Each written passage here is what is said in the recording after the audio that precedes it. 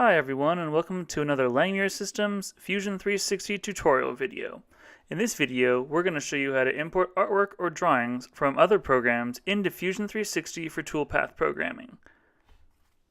The first thing you're going to want to do is make sure you're in the model workspace, and then you're going to want to create a new sketch on the XZ plane. After you've created a sketch, head up to the Insert drop-down in the toolbar.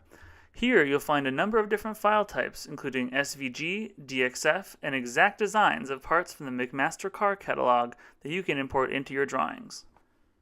After choosing a file type like SVG, a dialog box will pop up where you can choose a file to import. I'm choosing the street sign file now. After you've opened the file, it is imported into the Fusion 360 workspace, and you're given options where you can reposition or scale your drawing. I'm going to reposition mine into the center. Then you can hit OK and the import is done. With the file imported, you can continue to make updates to it in Fusion 360 or simply move on to CAM.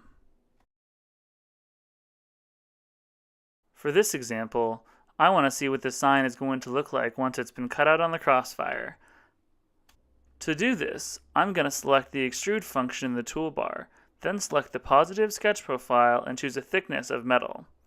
After that, I can scroll around and see what my design will look like.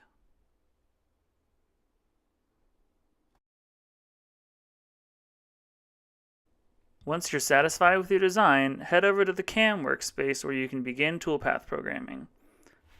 We'll explain CAM and toolpath programming in Fusion 360 in a later video, so stay tuned. Thanks for watching!